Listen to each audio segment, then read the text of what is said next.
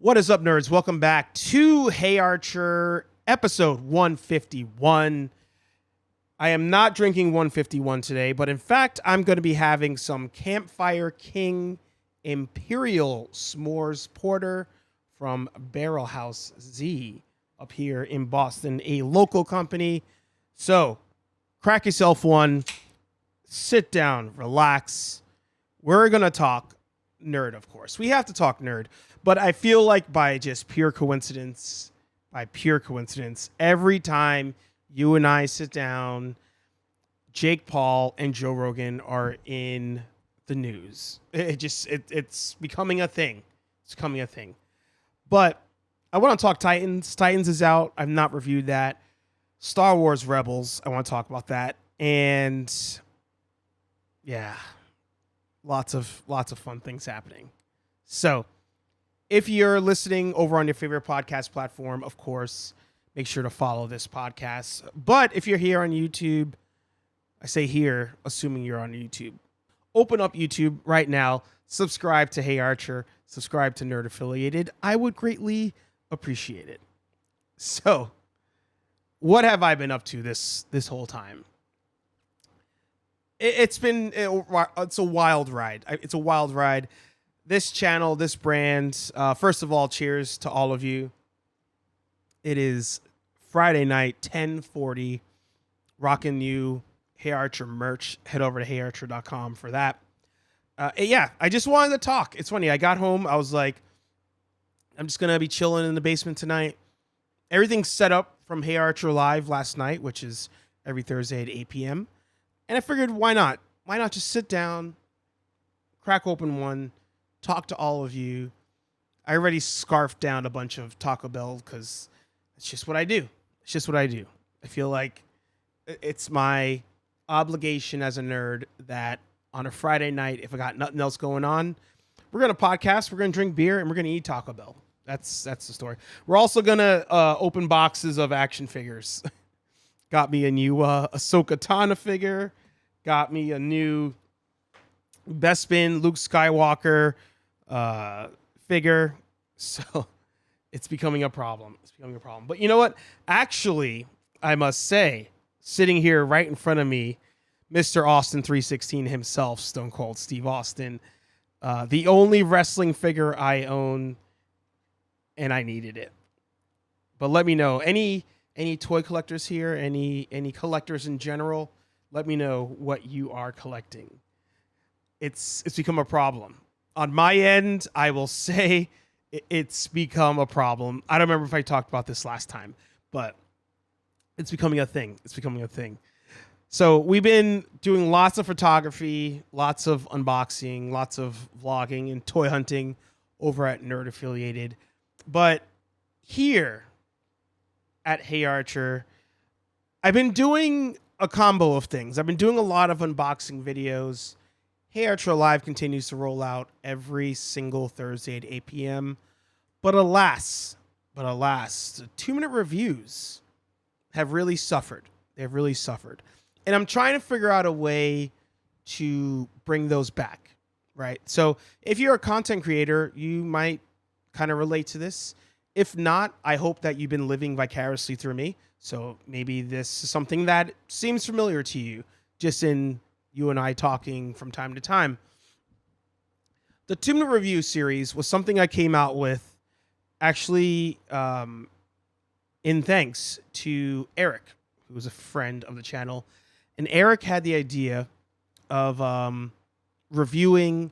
Actually, let me go back a step. I was watching The Boys, and I love The Boys, and I wanted to do a review on it. And in watching other YouTubers and another friend of the channel, James, and talking to him, some of my reviews that I wanted to do, or I don't remember if I actually had started already, but some of the reviews were just too long. And I would ramble like this. And he had the great idea. And James was saying, most people, when they're watching a YouTube video, they're staying around in that like 5-minute range. Like 5 minutes is like your max, unless you're like a big YouTuber. Then you can go beyond that. You can do your long form content, kind of like what I was doing before. I was making hour-long videos of HeyArcher. The view time, the watch time, somewhere in the 7-minute range, maybe sometimes 12, depending on the topic. Not a lot. So he was telling me, oh, your videos are too long, cut them down. So I wanted to review The Boys and decided I'd do a 2-minute review on The Boys. After doing that review, Eric jumped in the comments and said, I think a 2-minute review on a season there's too much to condense in 2 minutes. Why don't you do episode by episode? Hence, 2-minute review series began, and was rolling. Now, what I liked about the 2-minute reviews was I can crank out the videos at first in about 30 minutes or so. I can sit down, record, add, beginning, end, have the trailer playing, good to go. But as time went on, and as my desire to up the quality of this channel, up the quality of what you're watching, up the quality of how you listen, consume everything that is HeyArcher, the editing process of the 2-minute reviews started to expand. And that 30-minute max, start to finish, started to turn into an hour, started to turn into an hour and a half, because I'm doing jump cuts and zoom ins and this picture reference and that video reference and all of that, which is fine if I'm doing, a movie review, right? 2-minute review of Star Wars episode, whatever, right? Yeah, spending an hour to do that makes a little bit more sense. But spending an hour every single week to do edits on multiple episodes per week, it started to become a lot. It started to really drain on me. And as a creator, something you have to do, and this actually goes beyond being a creator, as a business owner, something you have to do is look at your profit versus your loss. And in the 2-minute reviews, I would not actually get a lot of views. The viewership was like decent. There weren't many spikes in there. I got more spikes on the tutorial stuff I was doing. However, my rhyme and reason was, if I just crank out these 2-minute reviews, all these episodes, all these movies, as many as I can, maybe people just watch one after the other. Eventually, YouTube starts playing them one after the other for people, and that would be my in to growing the subscriber base. While I thank a lot of you for being here through 2-minute reviews, I don't think the 2-minute reviews are what really hooked you. It may have been what you saw, and you saw me posting all the time, and then you visited my page. But I don't know of a lot of viewers, and of course, in the comments, let me know for sure. I don't know a lot of viewers who come specifically for 2-minute reviews, who only stay for 2-minute reviews. So those started to dwindle off little by little. And then I started doing Nerdy Coffee. Every morning after a new show came out, I would jump on, go live on YouTube, talk for 30 minutes about an episode. But I didn't have enough time to prep for it. I'd be trying to do my research, prep, throw in some reference pictures as I'm watching the episodes in time to shoot Nerdy Coffee, in time to then see all of you live, where that time wasn't even consistent, and then have time to get to work. It was not working. Not working at all. Had to stop it. So,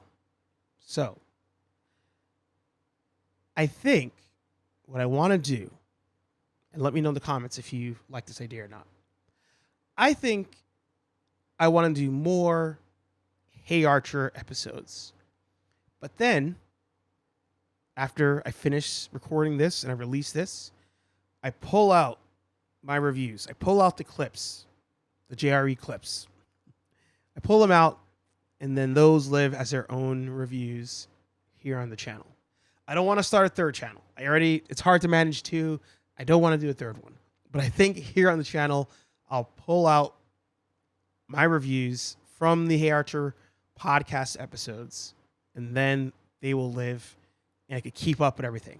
Keep up with Titans, keep up with, I know Rebels is old, but I'm watching it now as though it's new. All the Marvel shows, the Marvel movies, the DC movies, all that stuff. So I think that's what I'm going to do. I'm feeling that as my plan of attack. And before I go into this, I will let you know I will not spoil any of it. I will not spoil anything. I will not reference anything that was not seen in the trailers. So, if you skipped the trailers because you love Titans that much, but somehow have not watched Titans yet, you'll want to use a timestamp down below. Use the timestamps, skip this part. But if you've seen the trailers and you just want to know, is it worth it at this point to jump in? Stick around. I will cover that. Again, no spoilers aside from what is in the trailers. You know, as a fat kid in the basement on a Friday night at 10:50, it just makes sense to be drinking a s'mores flavored porter. I don't know what else I am to be doing on a Friday night at 10:50. The girlfriend's out of town. Otherwise, yes, I'd be hanging out with her. I know you were thinking that already. I'm in your mind. I know you. I know how this works. Anyway, Titans Season 3. Let's start off with, I feel like we need to recap real quick. I think we need to go back in time to Titans Season 1. It all begins there. As most things, they begin at 1. Episode 1. Season 1.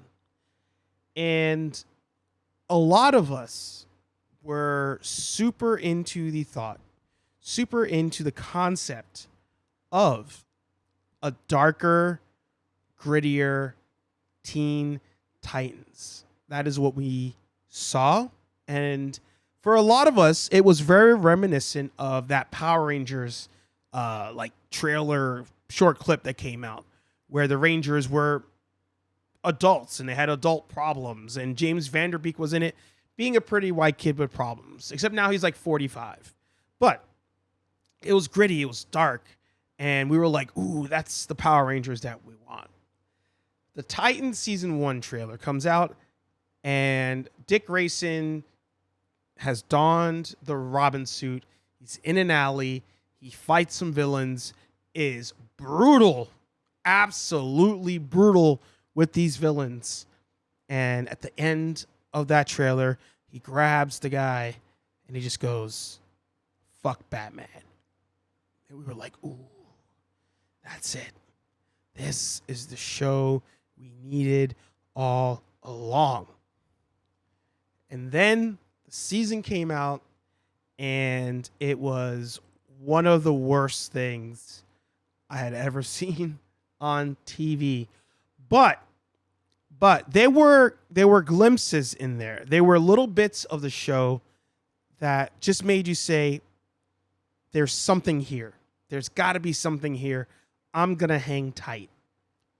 And they painted this picture of, I was going to say Darkwing Duck, a Bruce Wayne, a.k.a. Batman, just being this, like, anti-hero to the max. Like, he murders people. And Dick Grayson's like, I'm done with that. I don't want to murder people anymore.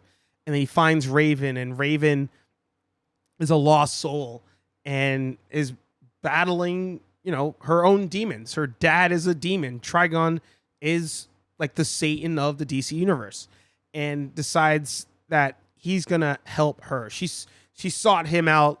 He accepted. He's like, I'm going to help you. And what we got out of that was a very confused, not sure what it's supposed to be, not sure what it wants to be show. But somehow managed to hook us. The fan base that was just, we're used to being abused by WB, we just got hooked. And for myself, I got hooked on everything that didn't involve Raven, didn't involve Starfire, did not involve Beast Boy. It was the Robin aspect, but it was Robin with Hawk and Dove. Those were the things that got me hooked into that season. Season 1 ends. Enter Season 2. We see Deathstroke is here in the trailers. Super intriguing. We all love Deathstroke. Deathstroke, CW Deathstroke in the Arrowverse, amazing. Deathstroke in the animated universe, decent, but still amazing. He's just a cool character to have, to see. He's just badass. Deathstroke is just badass. So we enter season 2, and all of a sudden there's a drastic tonal change to season 2. First of all, they beat Trigon with the power of love. Something like that. I'm not kidding. I'm not exaggerating. It kind of just were like, the switch went off. We are now going to... He's defeated. It was terrible. The way that ended should have been the end of season 1. Or the way it started, I should say. The way that season 2 started with the ending of that fight scene should have been tacked on to season 1. And they forgot about it. Immediately they moved on. And now it was a happier show. Now Dick Grayson goes back to Wayne Manor. Bruce Wayne's like, "Hey Dick, good to see you." And Dick's like, hey bud. Yeah, I'm back, you know. Titans are back. And then Jason Todd shows up, and now Jason Todd is the aggressive one. Jason Todd is the angry one. He's the one that's beating up cops just because he can beat them up. And you're like, ooh, okay, this is different, but different could work out here. There's a chance the different here works. Crappy episode after crappy episode after crappy episode. We get the throwback episode, the episode where we learn why it is that Slade Wilson, a.k.a. Deathstroke, hates Robin. We get that episode. Amazing episode. Amazing episode. It jumps back into present day. Crappy episode. Crappy episode. The dumbest, like, explanation as to how Robin goes to Nightwing. I don't know how they came up with it. I don't know who talks to who. It was ridiculous. And the final fight scene between Deathstroke and the Titans was probably the biggest letdown. It may have been a bigger letdown than the Trigon thing. Completely different. But Starfire randomly lost her powers because that would have been too easy of a fight. And Raven was like, I'm too scared to fight. Wonder Girl didn't fight. None of the girls fought. It was literally Dick Grayson as Nightwing versus Deathstroke in the street with a vehicle full of superpowered heroes. And they were like, that's how we're going to end it. Then we get the Superboy enters the arena. Good episode. Superboy and the explanation as to him being a mix of Clark and Lex. Good episode, right? Ending, ridiculous. Absolutely ridiculous. So then we enter season 3. And at the end of season 2, Jason Todd decides he's out. He's like, I'm done with the Titans. I'm not doing this anymore. So in the trailer for season 3, we see him enter the carnival and decides that he's going to go after Joker, right? He goes, Joker's to the carnival. I'm going to take out the Joker. Bruce Wayne's like, no, don't do it. But he's like also on the phone, just like chilling. Jason, don't go. No, but Bruce, don't do it. All right? You're not going to go. Hangs up the phone. And there's no like concern. There's no like, Jason, please, I'm telling you. He's strong. We can do this together. None of that. The nice guy Bruce Wayne from season 2 doesn't exist anymore. We're back to square one. And Jason Todd goes. Jason Todd dies. Again, this is in the trailer. It's crowbarred to death, just like in the comics. Comes back as Red Hood. Now, most of what you saw in the trailer happens in the first 2 to 3 episodes. I could safely say a lot of, now that I think about it, yeah, from the trailers we saw, most of that are episode 1 to 3, maybe some of 4, but I think it's like 1, 2, 3. They released 3 at one time. Amazing episodes. Loads of problems. Absolutely loads of problems as far as consistency goes, as far as this development makes sense and that development makes sense. The Red Hood transition making sense. All of it. Plot holes everywhere. But you know what? Still entertaining. Still entertaining. And then we get beyond that. And we watch episode 4. And then I just watched episode 5. And I don't understand how they could fall so hard. I don't. I feel like Jeff Johns, because Jeff Johns was in the... I'm going to pull this up real quick. Jeff Johns... Let's see. Right? I'm not crazy. Yeah, Jeff Johns. Titans. Jeff Johns writes episode 1. And episode 1, 2, and 3 are it's a 3-parter. Essentially, it's a 3-parter. So he wrote episode 1. And we had director Carol Banker do episode 1 and 2. Episode 3, Millicent Shelton directed those 2. And that's where it starts to dive. And then we get to episode 5. Boris Majovsky. One-off. Episode 6. Directed by Nick Gomez. One-off. And you really start to see where it just falls apart. And I don't... Jeff Johns, I guess he's like... It's almost like he went over to the car, right? The car was like broken. Everything was going wrong with his car. And he's like, all right, listen, you don't have the money to fix this car, right?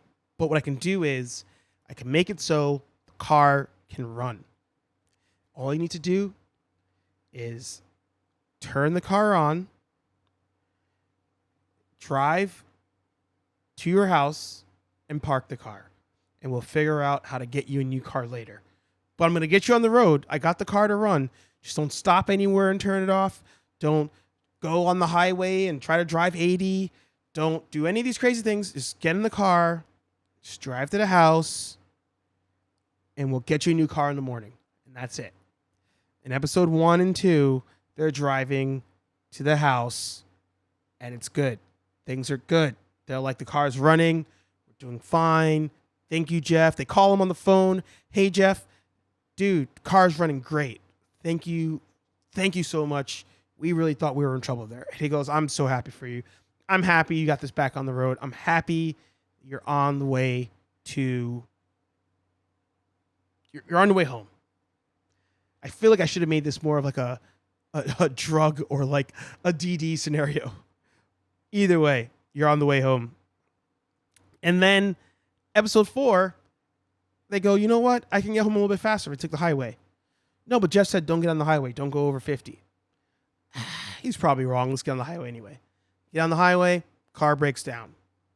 It's sputtering all over the place. Hey, looks like there's a Taco Bell over there. Stop at Taco Bell. No, he said don't stop. He said just get home. We already got on the highway. Things are car's making some weird noises now. Let's just get home as soon as we can. But Taco Bell's there. Just get off the highway. Leave the Taco Bell. Be real quick. It's not that far off the highway. It's fine. And the car got off the highway, went to Taco Bell, and broke down in the parking lot. It broke down in the parking lot. And then we get to episode 6. And instead of calling Jeff to come back to help us get this car back on the road, they go, screw it. We're just going to fix it ourselves. We can do this. We can do this. And the show is spiraling hard. Spiraling hard. I wanted to love this season. 6 episodes in, I wanted to love the season. And maybe it bounces back. Maybe it bounces back. But this has fallen so far from episodes 1, 2, and 3. I don't know how they recover. And the only reason I say that is, without spoiling anything, there are a lot of things that were alluded to in the trailers that still have not happened as far as season 6 or episode 6. There's still a lot that hasn't happened. And we're 6 episodes in. Unless this thing is like 50 episodes, this show is going to rush so much in the last couple. I feel it. I feel it. Now, should you watch Titans at the moment on HBO Max? Hold off. Joel said it. My friend Joel, who we watched season 1 and 2 together. He bailed on the last episodes of season 2. He just couldn't take it anymore. Rightfully so. He said, I'm going to wait until this season's done, and then you tell me if I need to watch it. I beg you, if you are debating watching season 3 of Titans, just stay in a holding pattern. I'll let you know when it's safe to come in. But right now, out of episode 1, again, this was in the trailers, Jason Todd is Red Hood, and the explanation that they came up with for him to transition to Jason Todd Red Hood may have been the dumbest thing I've ever seen in my life. It makes me question, did anybody who wrote this actually ask somebody else, does this make sense to you? Does this look good? Can you proofread this to me? It feels like none of that happened. And it sucks. It sucks so bad because the first 3 episodes were fire. And I think I'll have to do a spoiler conversation about this. Maybe when the season's done. I'll bring on Aaron. I'll bring on Anthony. We'll do a spoiler discussion on the entire season. But at the moment, it is a rough one. It is a absolute rough one. Now, speaking of rough, somebody's having a rough week at the moment. But I mean, can somebody who's a multimillionaire actually have a rough week? Is that a thing? I may be exaggerating here. I'm not sure. But I think Joe Rogan's having a bit of a rough week because our friend Joe Rogan caught the horse virus, we'll call it. I won't say the word just in case. Just in case YouTube wants to be a jerk and pull me for saying it. Maybe because I said the word virus too. But Joe Rogan caught the horse virus. And I wanna take a couple steps down memory lane. Right? I want to go back before we go and start talking about all of it. I don't want to just jump on the bandwagon of everybody on YouTube and CNN even just destroying the man and going after him. Crazy Joe Rogan, blah blah blah blah blah. We're gonna stop, and I want us to take a nice trip down memory lane. We're going back 3 years. By the way, in 2 days on 9/5 marks the anniversary of when I decided that we were going to go all in on this channel. I remember 9/5. It was 2 years ago. I said, F it. We're going all in on this YouTube thing. Whatever happens, happens. But we're doing it. We're going for it. So back then, we were doing this podcast, and I made some goals for myself. And I said, I'm going to take a page out of the great, the legendary, the best MMA journalist in the game, Eugene S. Robinson. Take a page out of his book, and like his old show Knuckle Up, I'm going to count backwards. I'm going to pay homage to the one Eugene S. Robinson, formerly of Knuckle Up, currently of the Show Stomper. Substack.com/Eugene S. Robinson. And I am going to count backwards because at 0, we're going to have a goal. We're going to have something that we want to accomplish. And that goal I set out for myself was to be on JRE. On the sheet, there's other things. 500 subscribers. Make money doing this. Go on a vacation. Pretty much everything on that list is off. I think the only thing on there, I don't want to get up and go look real quick, but I'm going to guess if I can go back to what I wrote that day, the 5th of September. It is, I do want to be in a Converse commercial. I made my own commercial, but I want them to put me in a commercial. and I want to be on the Joe Rogan podcast, the Joe Rogan Experience. And that's because Joe Rogan, much like Eugene S. Robinson, much like Ariel Helwani. Our next one's our buddy Stephen Archer. Okay, who Stephen called Archer. in last week. Of course he did. He said, I suggested the Unfollow tournament last week and this week's King of the Hill. Besides, I called from inside a storage container last week. We didn't go with those two suggestions, but longtime fan of the sport, longtime fan of our show, and he called from a storage container last week. We give him an entry into this tournament. Stephen Archer, hey Archer, you're in, my friend. Motivated me to do this. The only reason any of this exists is a mishmash of all of them. Truthfully, there is no cap, as the kids say. The only reason I do this is a combination of those three: Rogan, Eugene, Ariel, because they talked about things that I liked to talk about. They talked to guests. But they weren't necessarily interviews. It was an interview in the sense that, somebody would be there and they're talking back and forth, but their conversations were conversations. They didn't feel like interrogations.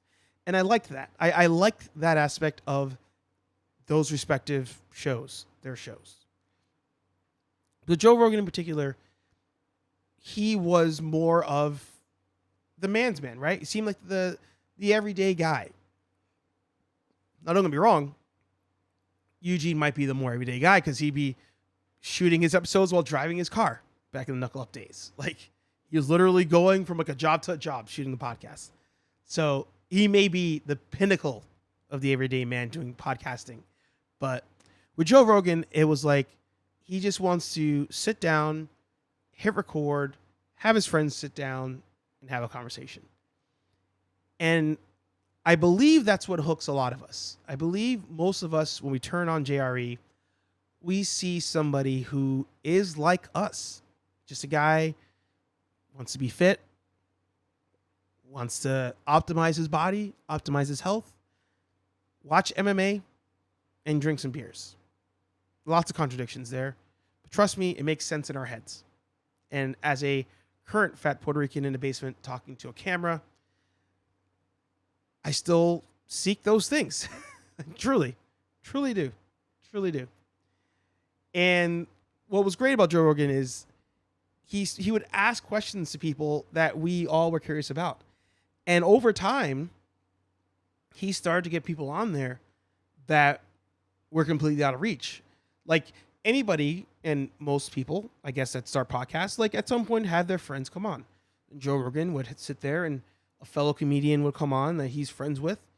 But over time, his fame grew, his friends' fame grew. Then the guests started to grow as far as their fame.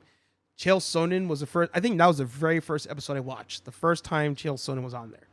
And I was like, dude's fighting for the belt. And he's talking to Joe Rogan on his podcast. This is cool. And then I went back and watched old stuff. But to see Joe progress and to see the guest list progress and to see his thoughts progress and see him get to the Spotify deal and partner with this vitamin brand on it and talk about optimizing your fitness and kettlebells and running barefoot and all sorts of things. It was just very, as a guy, there are things that you're just like, yeah, these are my interests, and you're doing something I want to do. I want to get paid to be a man. And I watch you and I live vicariously through you. And that's Joe Rogan. That is truly Joe Rogan, the most popular podcast in the world. We all watch because we want to be Joe Rogan. Now, a lot of us also watch Joe Rogan, and we perfectly understand. And Joe even says it. He says, I'm an idiot. He says, I'm dumb. I say dumb things all the time. I talk so much. Things come off the dome. He's doing DMT all the time and smoking weed. Stupid things come out of his mouth all the time. And it's perfectly fine. And as viewers, we understand that. Some people take it a step further, and there's the Church of Joe Rogan and all of that. But for the most part, we understand stupid things will be said. If my job was to talk on the internet every single day or multiple times a week for hours on end, yes, stupid things will come out of my mouth. He's said it. I say it. Most people know it. But at a certain point, as a content creator, and right now I'm going to speak as myself, as HeyArcher. As a content creator, there are things that I can say, there are things that I could do, but that I don't do either of them. I don't say, I don't do, I don't create the content, I don't put out a message. You pick and choose how you want and what you want to say, how you want it to be seen. How do you want yourself to be seen? And as you grow in popularity, you got to become even more careful with it. You can't just fire from the hip all the time. Sometimes you got to say, you know what? I don't know a lot about this thing, but I'm going to bring on somebody else who does, or I'm going to talk to somebody who does. But what's key, and what was key to Joe Rogan as he did that stuff, was he always had people from different opinions and people from different walks of life. But at a certain point, it started to like shift almost in this weird direction. So strange, as he says, so strange. It just started to shift. And maybe it's because people didn't want to go on anymore. Maybe people assumed, the Alex Jones episode, absolutely amazing. I love every episode of the Alex Jones. But maybe people saw that and said, this is too right wing of a mentality, too right wing of a show. And it was not that way for a very long time. And I still don't really think Joe is like that. I don't really think he's a far right, lost type of person. But at a certain point, it's like you have to almost say, what I'm going to say right now into this microphone is going to hold weight. And if I say this, how will the public perceive me? But how seriously will they take what I am saying? Because believe it or not, at a certain point, as you grow as a podcaster and a content creator, you start to build authority. And when you talk, people listen. And I can review this beer right here. And at a certain point, if I got a beer freaking sponsorship, if I start to get paid to review beers on my channel, I will become an authority in beer. And people would look at me as an authority in beer. And Joe Rogan has become an authority in just the day-to-day life. Joe Rogan has become the authority to a lot of men in what is it to be a man? What is it to be the most manly person you can be? And he brings on people to talk things out to say, all right, am I being crazy or is this? And what is the truth to that? But in that shift, in that turn, it's almost like it started to not make sense. And it's almost like Joe started to not make sense. And the fame and the enclosure from the outside world, like I feel like it started to really show. And everybody not everybody, but a lot of people who started coming on the show, all of a sudden, they are the more right-wing ideas and the right-wing mentality and leaning people. And once this whole horse virus came out, it was like two different things, right? Like Joe was intrigued and Joe was acknowledged there's this virus that existed. But then all this other stuff, all the things that people said were, a lot of it was just made up, started to work its way in. And Joe like got intrigued by it and started to go into that world. And it got to a point where he was so in that world, he didn't even know he was there. Didn't even know he crossed it. A line was crossed, and I don't think Joe knows he crossed it. And I want you to know something. I went back, and I actually, I'll pull it up on my phone right now. And if you're watching this on YouTube, You'll see it. I went back and I said, all right, now I listen to Joe. I used to listen to Joe way more than I do now. But I'm going to go back and I'm going to go look at JRE clips and hear him talk about the horse virus. Because I remember I feel like I remember what he said about it. And I feel like I remember his stance about it. But I'm still going to just go back and refresh my mind before I talk to you guys about how I feel about it. And this is what I gathered from all of that. Joe acknowledges it's real. Joe knows people are dying from it. But Joe's ideas as to how the country should treat it are warped. They don't quite make sense. To the extent that on the one with, I believe that's Tony Hinchcliffe, actually, he talked about believing in N95 masks. He believed in wearing them, believed in the effectiveness of them. But then in the same token, bashes the shutdowns, bashes the restrictions, bashes wearing other types of masks. And it conflicts itself. It conflicts itself. But then I go back and listen to him talk to Schaub after Schaub got it. And Dave Chappelle got it. And it's like, well, if you're healthy, you're fine. Therefore, if you're healthy, you don't need to take the vitamin, I'll say, again, so I don't get pulled. You don't need to take the vitamin the government made to make you feel better. You don't need that. And if you're young, you don't need that. And that was really where I was like, you know what? I'm all set here. I think I'm done. Because the same person who, I feel like he bought it. I could be wrong here. Let me know in the comments, but I think he bought on it or was major partner with them or whatever. But the same company that can just release, that we test it with our scientists or whatever in our labs. Like, you'll make something that's supposed to make your brain smarter or whatever, or make you optimize your joints that we made in a lab that nobody else makes. You're fine taking that.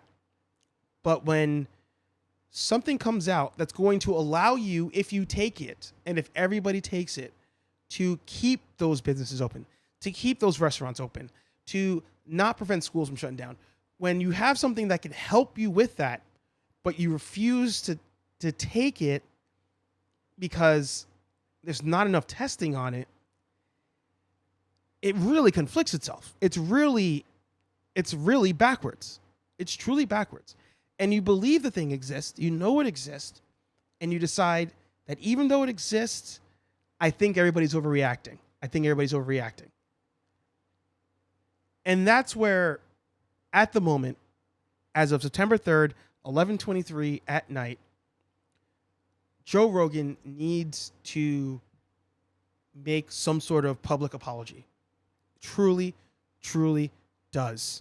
And people will say he doesn't owe it to anybody. He's an independent content creator. He's a podcaster. He does his own thing. He can say whatever he wants, blah, blah, blah, blah. Yes, the average person, yes, me, technically, I can say whatever I want. Maybe two people are like, oh, he has a point. But really, not a big deal. But when you are the biggest podcast in the world and you catch the horse virus and your cure for the horse virus was a million different things that have been proven to not do anything, and your fan base will now follow you because they think that's the remedy, you have to say something. You have to say, I was wrong. You have to say, listen, I got it. It actually sucked. As healthy as I am, as optimized as this ketosis-filled, whiskey, marijuana, DMT-filled, testosterone-filled body, as optimized as this alpha brain, whatever being that I am at, he's like 50, is as healthy as I am, this thing almost beat my ass to death. Might be extreme to say death, but from his comments on his Instagram, it sounded like it beat him up pretty good. And he felt it coming on. And that's when he said, I'm going to take all these things to beat it. and he's fine now, and everybody's on Instagram. Thank you, or we're so happy for you, Joe. We're happy that you're doing well. Blah blah blah. But your fan base, your viewers, even if that stuff worked, even if all that the Trump cocktail worked, your fan base, they're not going to be able to afford that. Your fan base, the ones who do get really bad, the ones who really do get sick, the ones who are on the fence about taking the vitamin that is now approved to be taken. If they don't take that and they get as sick as you were, they don't have the same access you do. There's no private doctor. There is no, I have the money to put myself up in some random place. And no, that doesn't exist.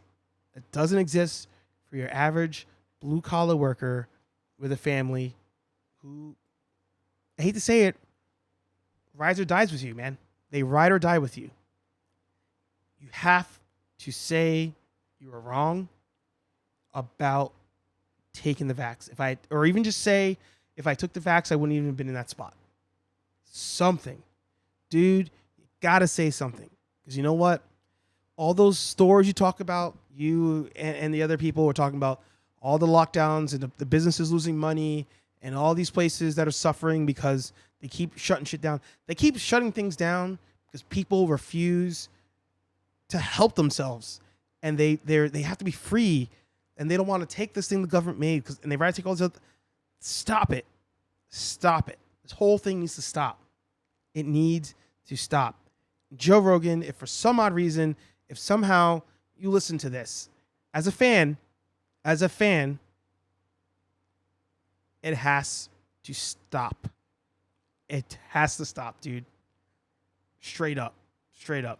And I don't, the Brendan Schaub, my issue with Brendan, after hearing him talk about it, is what it is. I don't even care anymore. With him, I don't care anymore. But with you, dude, what you say holds weight. People like Brendan will follow you if you say something. You can tell Brendan that if you suck oil out of your vehicle, it will cure COVID. He will think about it and say, you know what? Yeah, you're right. That's the type of person that he is. But not you. And some lives, I think, could actually be saved by you doing the right thing.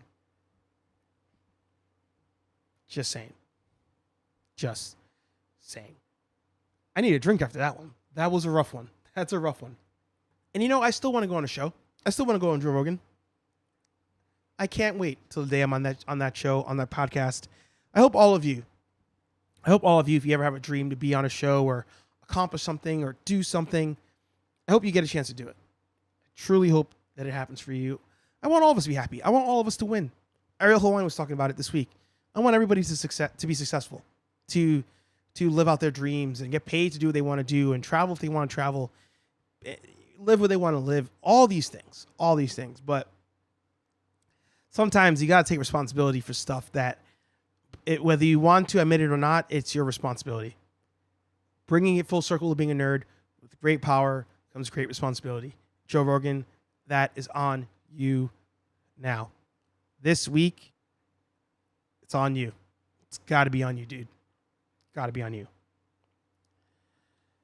But I want to end on a high note. I don't want it to be all moody and all that stuff. I will say this real quick, just to knock it out, just to get that out of the way. The Jake Paul, Tyron Woodley thing, yeah. Everybody says you're crazy if you think it's rigged, fixed. I kind of think it does. I kind of think it was fixed.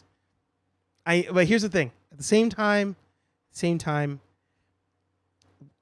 I don't care that Woodley has not been a professional boxer. Your job for the last 20-something years was to fight. And it's not like Tyron Woodley is a, career. He was a champion in, let's say, jiu-jitsu, getting onto a boxing ring. No, you were a champion in a sport where you use your fists, your hands, your knees, your body movement, and you couldn't finish a dude who has only fought 4 times, started training like 5 years ago. I can't. That one gets me. I can't. But let me know down below if you think it was rigged, fixed, whatever. I think personally, and I wish I could remember what I said in the last podcast. Somebody go back, listen to the old one, comment down below what I said. But I think it's great that Jake Paul gets to do these fights because these fighters will make way more money than they ever did. Like, Tyron Woodley made more in this fight than he did as a champion in the UFC, which is sad, absolutely sad. But I just wish that they would, he needs to win that fight. He had to win that fight. And the fact that he didn't win that fight, it bugs me. Absolutely bugs me. I don't understand it. I don't understand it. But, Jake says he's going to retire. He said it before. But you know what? Jake Paul versus Conor McGregor somehow makes sense. Conor's on a losing streak. I think Jake Paul takes him out. I think he does, truly. At this point, I think Jake Paul wins decision. Or knocks him out. Something.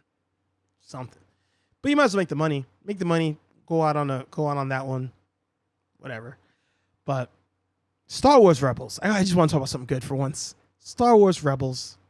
Ahsoka from Star Wars Rebels. I am all in on the show. I'm all in the show. I crapped on Star Wars Rebels for so long. And I still think that my critiques of it hold weight.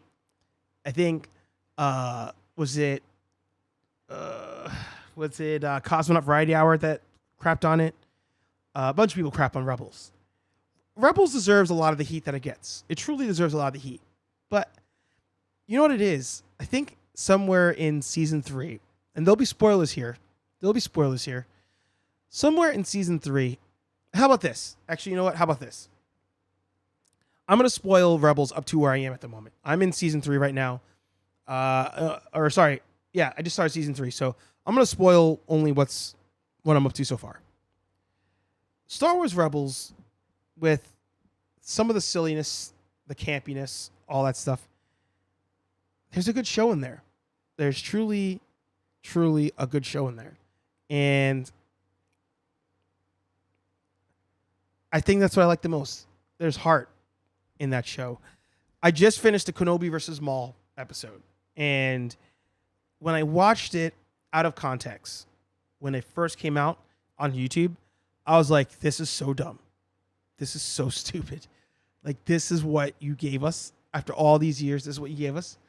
And after watching that season up to that point, I was like, yeah, that was a good fight. That was a good one. I liked it.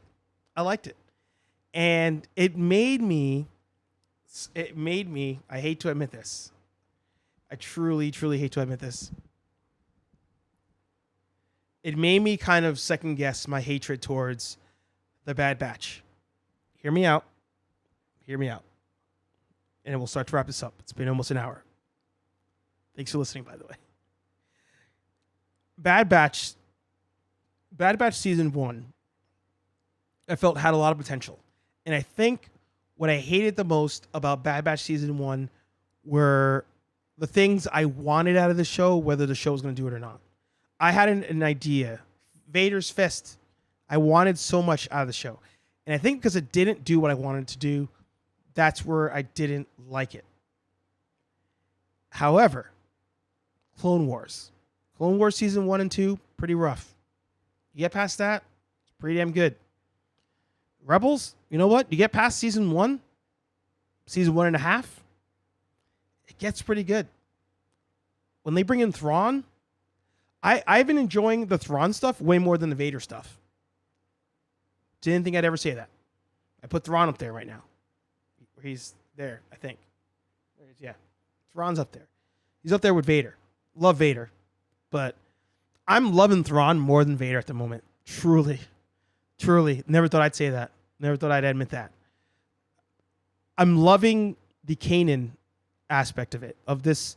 Especially, I think, because of Bad Batch. Seeing Kanan in episode 1 of Bad Batch and seeing who he was when Rebels started, I was like, all right, you know what? This actually makes sense. Him not trusting clones, not trusting droids makes sense. And his arc as somebody who goes blind, I'm digging it, because he's having to trust in something that, and trust in everything that he thought betrayed him to survive, to lead him in this universe, lead him in this world, in all the worlds. And it's kind of beautiful to watch. It is kind of beautiful to watch. I didn't even realize Kaden was voiced by Freddie Prinze Jr. News to me. Ezra is a bit rough. Ezra, I still got issues with. I feel like he's more annoying than anything else. I do like the comic relief that he brings to it, but I feel like Ezra is one of the weaker points. I mean, the weakest point, I think, is that Zed, whatever dude's name is, the alien thing, and the fact that he used his voice for every person, not the main characters. I don't care for him at all. Could care less. I do wish they would commit more to some of the deaths that they do in the show. Sometimes you think somebody's dead and they come back. I wish they commit more to those. But as a whole, man, Ezra aside, I'm digging it. I'm digging the show. And I know how it ends. I saw the last 2 episodes. Again, out of context. I had purchased season 2 when it was airing.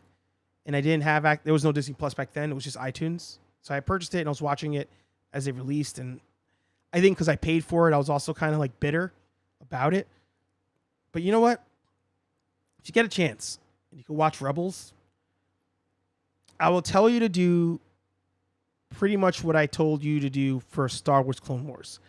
And that's watch every episode that has other characters like Rex, Ahsoka, Maul, the ones that you know. If the ones you know are in the title or the description, watch those. Also watch the ones that have Sabine in the description. She's the Mandalorian girl. Watch those, and then maybe go back and watch the other stuff. And maybe you watch one of those, and they're talking about something that you referenced in the previous episode, but I don't think you need to watch every episode. You can kind of jump around, go back when you need to. Anything with Thrawn, once we hit season 3, Thrawn stuff, wild. So, Star Wars Rebels, Dave Filoni, I'm sorry. I apologize. It took a long time. It took 5 years, 6 years, whenever that show came out. And I'm in. As they say in AEW, I am all in. That was a fun episode. That was a good episode. HeyArcher, episode 151. Let me know down below. You digging Rebels? Did you watch Rebels? Let me know down below. You digging Titans? You liking it? Did you like the Jake Paul fight? But most importantly, let me know what you think about the Joe Rogan thing. Am I tripping? Am I expecting too much out of Joe Rogan being a radio personality, podcast personality, UFC commentator? Am I expecting too much out of that man? Let me know down below. HeyArcher Live every Thursday at 8 p.m. More unboxings, reviews, all of that will be here at HeyArcher. But make sure you head over to Nerd Affiliated. That is the vlog series, the toy hunting series. We're doing photo tutorials as well. Lots of fun things there, so make sure to subscribe. I don't want to lie to you and tell you that I'm going to start doing these episodes on whatever schedule. We're just going to see what happens. We're going to just see what happens. HeyArcher continues, though. HeyArcher does continue. But you know what? We're going to just let the Force guide us to where the show needs to go. Like, comment, subscribe, hit the bell, follow if you're on a favorite podcast platform, leave a good review or a bad review. Just review it. Just review it. And either way, I'll talk to all you nerds in the next video, podcast, episode, TikTok, Instagram video, whatever it may be. I'll see you in the next one. Peace.